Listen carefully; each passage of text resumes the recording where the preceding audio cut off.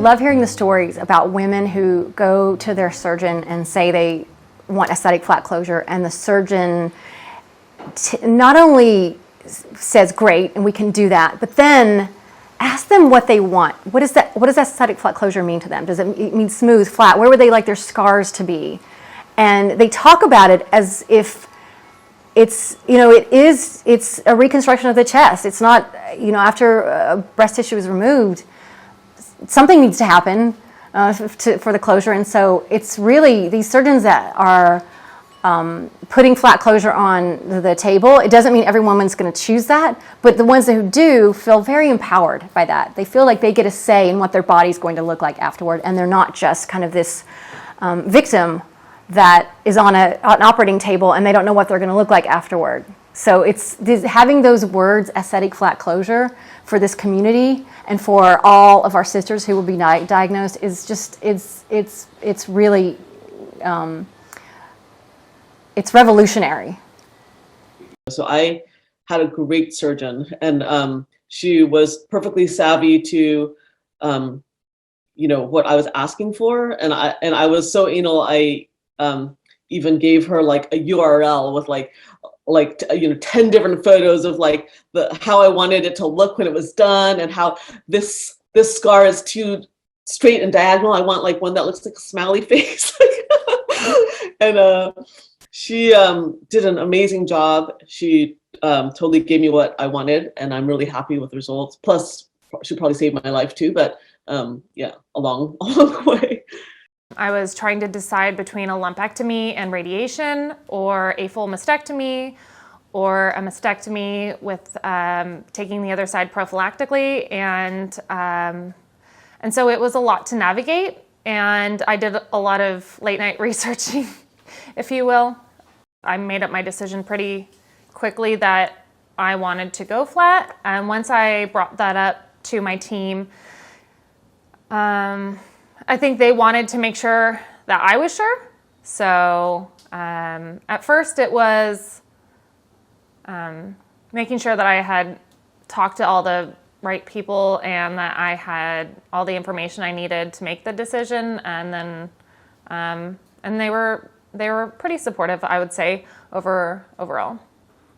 My surgeon really made me feel like at every turn, whatever decision I wanted to make was totally up to me, and that he was going to be very supportive of that.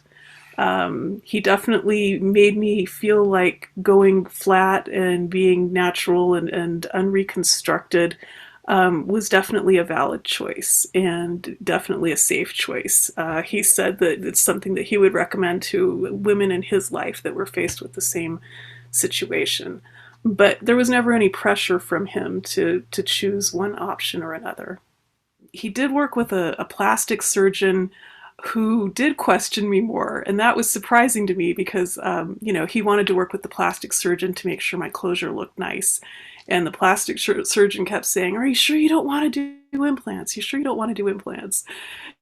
And it was interesting. But my main breast surgeon was very supportive. My surgeon was really the first line of my entire treatment. He was the first person I met with even before my oncologist. And he supported me by laying out my treatment plan based on my diagnosis, providing me with information about my options, and then educating me on the various pieces that would be coming down for me. And he listened. He also, when he was done educating me about my new status, my unexpected, unwanted change of life, he really listened to the things that I was looking for. He listened about my personality, the types of things that were important to me. It was my oncologist who first mentioned to me the option that I had to go flat. In fact, she told me about International Flat Day. She said there's actually a day that is designed for people who choose to not have reconstruction after they've had breast cancer. And I couldn't believe it. Like, there's a whole day for that. And it left me feeling like I was not alone, and that there were other women going through this, and that to make that choice would be a healthy, incredible choice that many women had made before me and many would make after me.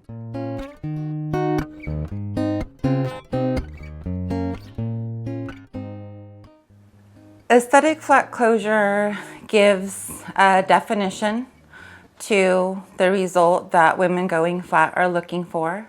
So it's not some obscure name to be interpreted by the surgeon. You know, sometimes surgeons will think going flat means we're not going to put implants in, but we're going to leave extra skin and, you know, take the tissue and leave you what they think is flat, but without realizing that it means removing the inframammary fold, removing all of the breast tissue, and creating a nice, clean chest wall contour.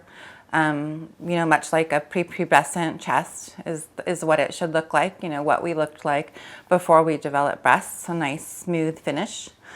So having that definition, which was recently adopted by the National Cancer Institute, that gives a flat closure definition that surgeons can refer to.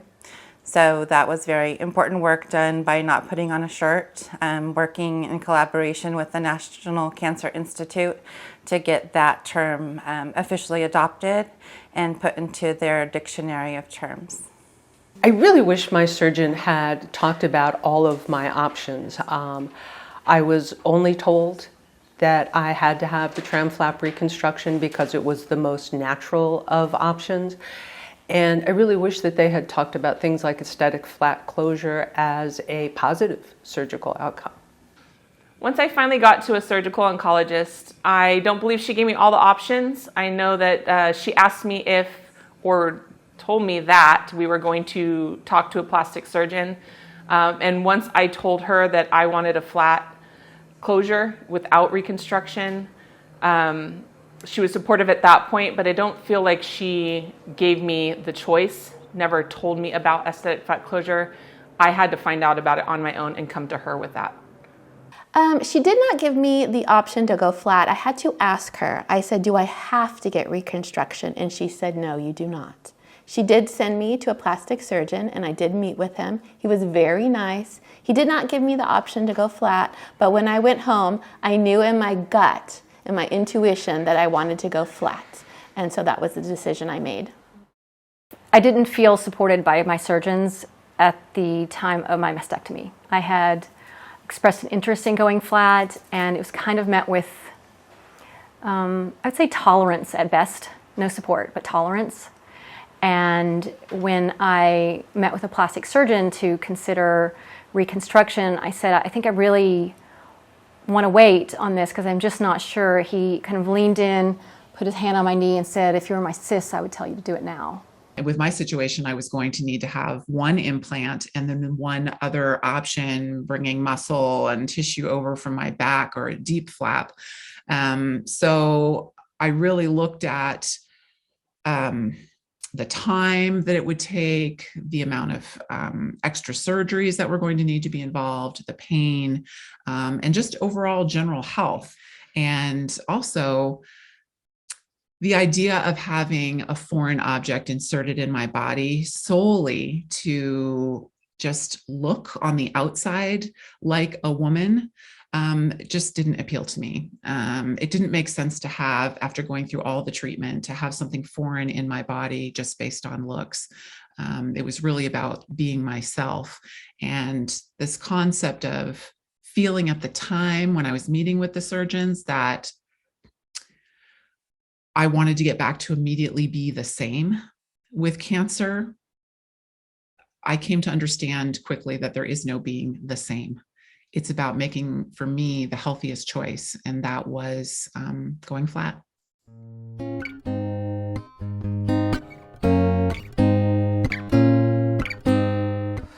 I've had 12 surgeries, infections. My body kept rejecting the expanders. My body rejected the implants.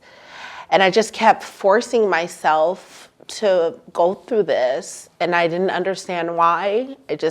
My surgeon just kept telling me, okay, so then we'll try this. If this doesn't work, then we'll do this. And then if this doesn't work, and I just kept going with it.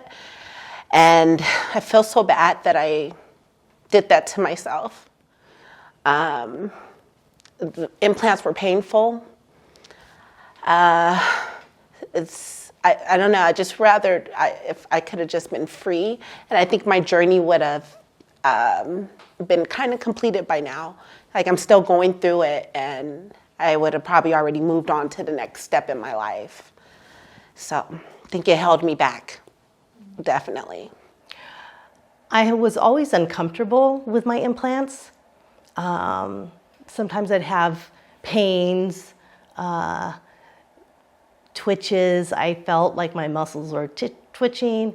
And so I really honestly couldn't wait till like my 10-year mark when I could switch them out and either go flat or go very small. And so when I had the opportunity, when the opportunity presented itself for me to remove them, it was an easy decision to just get everything out of my body that didn't belong. Because once I figured out that it was my implants making me sick, that's where I found most of my support. And it was interesting because I didn't do chemotherapy or radiation. I didn't have any other kind of treatment. I wasn't on hormone blockers. So it was really a struggle for me to figure out, why was I going through all of these health problems? You know, I was having headaches and migraines. My hair was falling out. My eyelashes fell out. My heart palpitations and insomnia were really bad, really scary symptoms. So that's where I found most of my support. My surgeon did not empower me. So my community empowered me. My surgeons did not empower me. I found a surgeon who respected me and supported me, but no one ever said to me, you know, it might be a lot easier if you take these implants out. You might feel a lot better if you take these implants out. You might feel a lot healthier. No one ever said that to me. I had to learn that from my community and from peers, from patient advocates. Actually, my surgeon did not support me. Didn't support me. I walked into the office and said, here's what I want. I already knew what I wanted.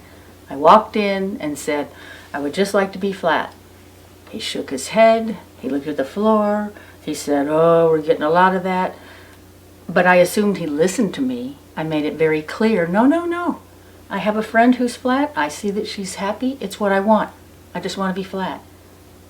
Lo and behold, I wake up from surgery, a very embarrassing, humiliating mess that he comforts me by saying, oh, you know, you're going to want that if you want implants. I said I didn't want implants. He didn't listen. He literally said to me, a woman can't be flat.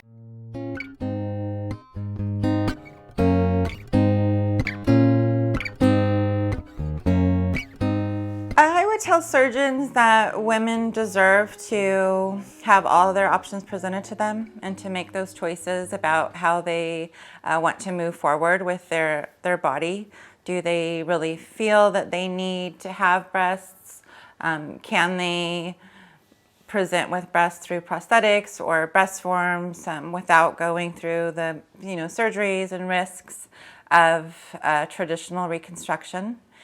And just to know that despite society's messaging that many women feel feminine and womanly without breasts, that it's not so crucial to our identities as it seems many male surgeons believe, that it's this essential piece of womanhood that we can't do without, and that their job is to fix that problem for us. I would say just to broaden their view that breast cancer is the problem and not having breasts. I have never worn prosthetics. From the day one after surgery, I've never worn prosthetics. I know there was a few times to where the shock of being flat and looking in the mirror and seeing myself, but now I can't imagine myself differently. I can't even remember what I looked like with breasts. I'm totally and completely okay with being flat. In our community, there's such a support, and I know the healing took a little bit of time, but not a lot. I'm not ashamed to go topless. I'm not ashamed to be without my shirt and to share my story, or to show others that it's okay to love who you are no matter what you look like. I'm trying to figure it out. I want to figure it out for the community, how to still look stylish and how to still dress and be cool. And it's not that hard. It's actually better because I can fit way more stuff. And I'm like, this is actually cool.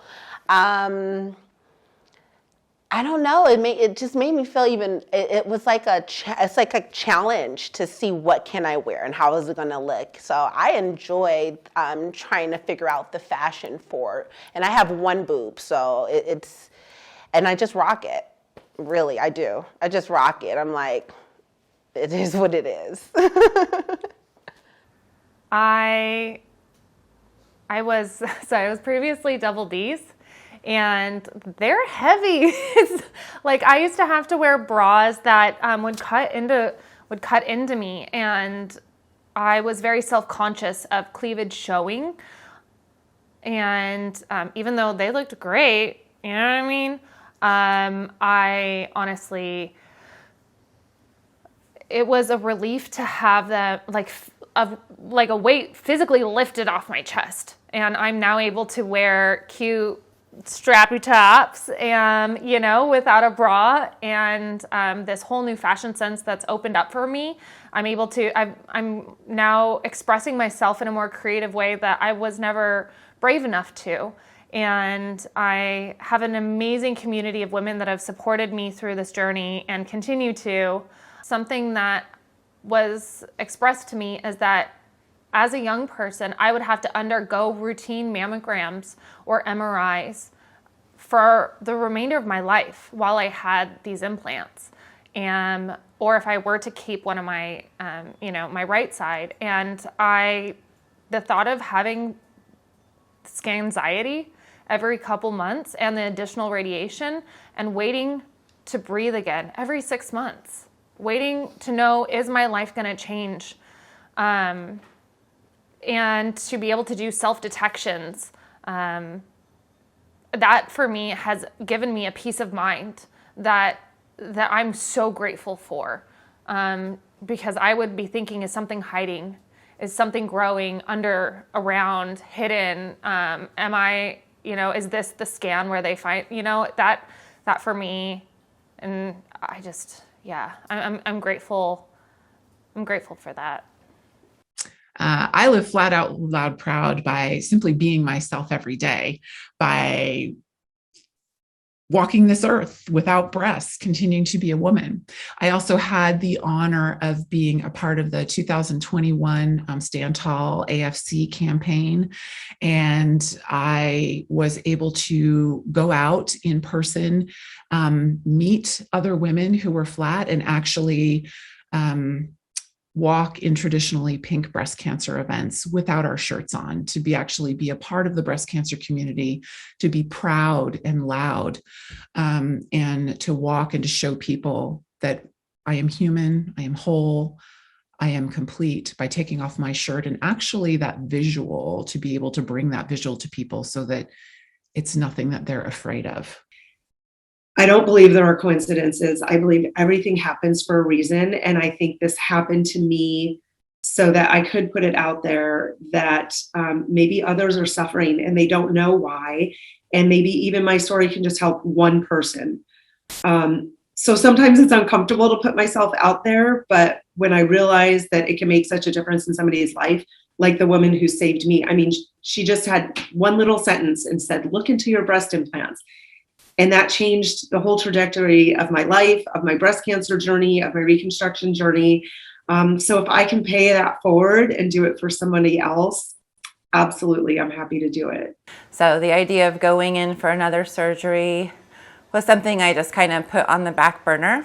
And over time, the side that had the capsular contracture became more tight and more painful, more like always present, that I noticed that discomfort. And that's when I finally decided to go forward with the reconstruction. revision, they call it. And then at that point, I shared with someone that I was going to go ahead and do that. And that's when they let me know about breast implant illness. And they said, have you ever heard of breast implant illness? And I said, no, I've never heard that in my life. And they added me to a Facebook group that was devoted to that topic. And I began spending a lot of time in there researching, reading people's stories. And that's where my path to flat began, when I decided I was not going to go forward with that revision and instead just have them removed and go flat. When faced with having to have a double mastectomy, choose aesthetic flat closure. No skin sparing, no tags, aesthetic flat closure. I do not care what other people think of whether this makes me less feminine, more feminine. I feel like me. I'm a girly girl. I've always been a girly girl. My soul just like oozes femininity, and my breasts have never defined me as much as society would like to say that that is a defining characteristic of a female. I think that that's bullshit. And I just think that this is who I am. This is me healthy. This is me able to move. And so I move and I live, and I don't feel any different than just being Samantha. I sometimes catch myself in the mirror and realize I don't have breasts, but it is not at the forefront of my mind on any given moment of any given day, because I'm a girl. I think patients are a lot happier when you present all the options, when you present all the risks and the benefits, and you present them all and let the patient make the choice. And I think guiding a patient that a surgeon doesn't know, someone who's just walked in the room, they're meeting for the first time, they have an hour consultation, and then this person becomes like a really big, important stakeholder in their decision making, is where a lot of patient disappointment happens. And I think that it's disappointing for the surgeons when the patient isn't happy either, and that if there could be a better dialogue and all the options were on the table. Again, all the options means options, possible benefits, real risk. Those are all on the table. And then you have someone making a truly informed consent. We deserve to know all of our options. And that's what I would, I'm not saying flat is best for everyone. I know flat was best for myself and my body. But we deserve the right to choose what's best for our bodies. And that includes knowing all of our options and knowing all of the risks and knowing all of the pros and cons of all of the options, so we can make informed decisions.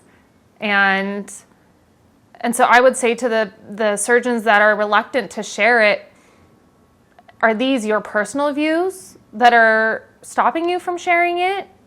Because if you look at the medical side of it, there are far more benefits to being flat medically than to reconstructing.